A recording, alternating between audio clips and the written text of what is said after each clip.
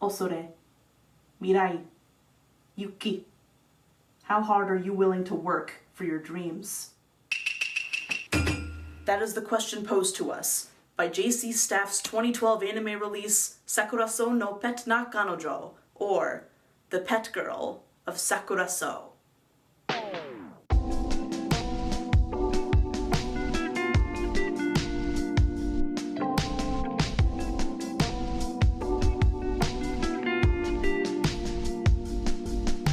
Zdravstvuyte saradniki! It's me, Akita Tail, and today's subject is anime. Yes, the rumors are true. I am in fact a weeb, and I am very, very sorry. God, does this jacket not breathe well?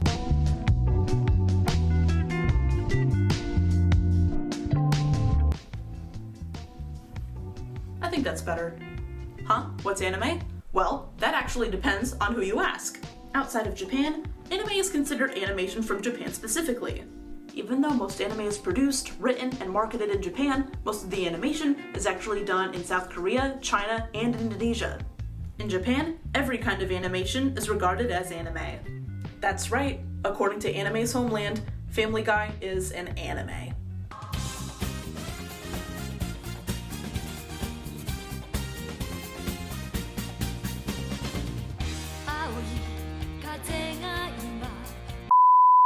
For simplicity's sake, we're gonna call anime an art movement that's steadily growing in pop culture and leave it at that. That brings us to Sakurasou. This anime in particular is a romantic comedy, a rom-com of sorts. But that's not how manga is characterized. This series is called a seinen, meaning its audience is young adult men and boys. Every season, dozens of these get released, and it takes a special something to get one to stand out from the herd. Today, we're gonna find out if Sakurasou has that special something. The show follows Kanda Sorata, a second-year student at Suimei University of the Arts, which is actually just a high school, who gets kicked out of the normal student dorms for taking care of a stray kitten. Relatable. He's then sent by the school's administration to the dorm where the social outcasts live, Sakura Hall, or Sakurasou in Japanese. There, he meets a hyperactive animator, a playboy writer, a nerdy shut-in, and, moving in just after Sorata himself, a famous landscape painter who ran away from home abroad to become a manga artist. But there's a catch. The manga artist has such a lack of common sense and social awareness that she can't bathe or dress herself on a daily basis, and everyone in the dorm saddles Sorata with the responsibility of looking after her basic needs. やっぱり適任だな。そうだそうだ。はい、じゃあ真っ白当番は神田に決定。真っ白当番。 Hijinks ensue.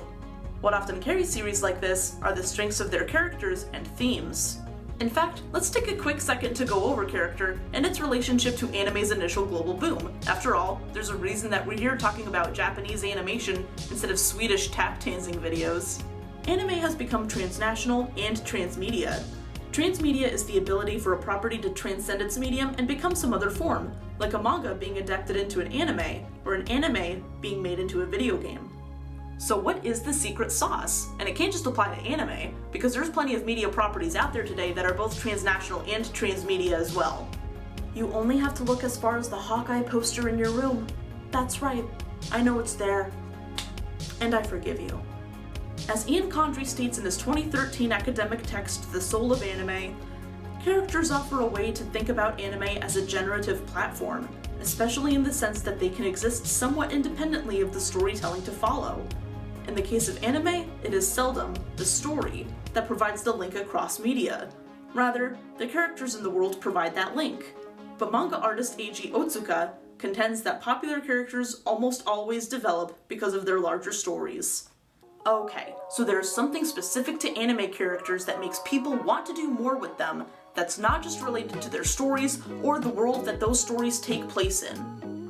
So let's go back to Sakurasou and see how those characters interact with their story.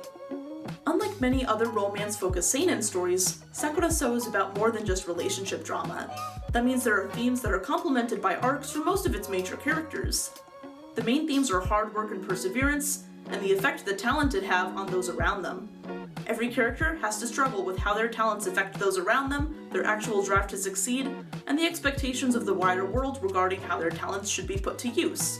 At the beginning of the series, Sorata can't fulfill any goals, even the ones he sets for himself, the first one being to escape life as an occupant of Sakurasou, and by extension, as a social pariah. In the first few episodes, he's berated for not taking any steps toward what he says he actually wants. 出ていく詐欺ならもう聞き飽きたよ。必ず出ていきますよ。 It's like I always say, you can make excuses or you can make good jokes, which I don't know anything about. Next, as the main character, Sorata is our anchor. He's our straight man against all the weirdness that Sakurasou contains. Unlike the other dorm residents, he's not innately talented, famous, or, to start with, willing to work hard to make either of those things a reality. Sorata is also the most affected by the talent around him. At first, he's intimidated and envious. He reasons that there's no point in trying if you can't be as good as the people around you. Is this what you were expecting from a romantic seinen show? It has so much more than just drama in it, but don't worry, there's plenty of it to go around. Kamigusa Misaki, the hyperactive animator, chases after the writer Mitaka Jin, who, for one reason or another, won't reciprocate. There are two girls in the running for Sorata's affections, the quiet painter turned manga artist Shina Mashiro that he basically takes care of, and Aoyama Nanami, his classmate from outside Sakurasou that works multiple jobs to pay for lessons to become a professional voice actor on her own. A lot of time is spent on Nanami and Sorata half flirting, getting embarrassed, misunderstanding each other, and supporting each other as they cultivate their talents and move toward their goals. Unlike most of Sorata's dorm mates, neither of them are born with any innate talent, and it takes a lot of hard work for them to catch up to the levels of Mashiro, Jin, and Misaki. There's a big rift between Sorata and Mashiro, the other romantic rival, that prevents as many on-the-nose cliched flirtatious moments as between him and Nanami. Because of Mashiro's social ineptitude, she can't clothe herself or perform basic hygiene tasks, and doesn't have a problem being seen naked by other people. Although never mentioned explicitly in the text, it's pretty clear that Mashiro's got some sort of mental thing going on, but fans are divided about what exactly she has. First, let's remember that every individual expresses mental disorders differently, different groups of symptoms and different intensities. With that in mind, I really think that Mashiro's characterization leads us more towards savant syndrome. Savants are persons, most often on the autism spectrum, with very specific interests and dazzling abilities in certain tasks mostly relating to music, art, or mathematics. Mashiro, despite not being able to put underwear on correctly or the sense to brush her teeth before bed, stands atop the world of landscape painting. Those on this level are termed prodigious savants. But without the text explicitly calling Mashiro a savant or an autistic person, it's hard to really gauge what this kind of representation means or does for autistic persons. After all, a lot of the times autistic people are either portrayed as savants or not at all. To further complicate things, disability in Japanese media is an especially fraught subject. Up until the mid-20th century, Japan literally performed eugenics on its disabled population. In the 1990s, more and more characters with disabilities became visible in fictional narratives and wider media. But guess what? Most of these characters are women. That means that they're entrenching media stereotypes in Japan about women's submissiveness. Mashiro half falls into this category. She's the pet girl of Sakurasou, a bit messed up if you think about it. But, while portrayed for most of the series as helpless without Sorata to look after her basic needs, she is the one who pursues a romantic relationship with him. She has a hard time understanding the emotions of others, but frequently sympathizes with them anyway. Without the cliched attitudes toward flirting that plague Sorata's interactions with Nanami, Mashiro can be as honest as she likes with the ambiguity she feels about their relationship.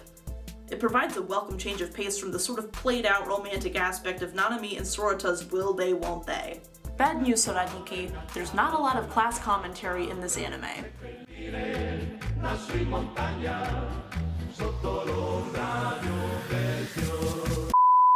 But if you can get over that, I would recommend it to people who like drama-based narratives. It has an edge over its competition not only in its subject matter and themes, but in the way that it uses color and animation.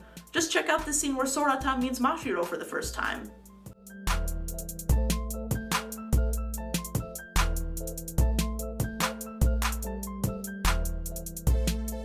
And from the rest of the clips I've been showing you, the rest of the show presents similarly. It's definitely not the average, flat look of other anime of the same genre. If romantic comedy just isn't for you, and you like action-based more than drama-based narratives, I really wouldn't recommend The Pet Girl of Sakurasou, unless you want to cry. Do you want to cry? It made me cry. I don't know, man. I just feel like these days, we could all do with a good cry.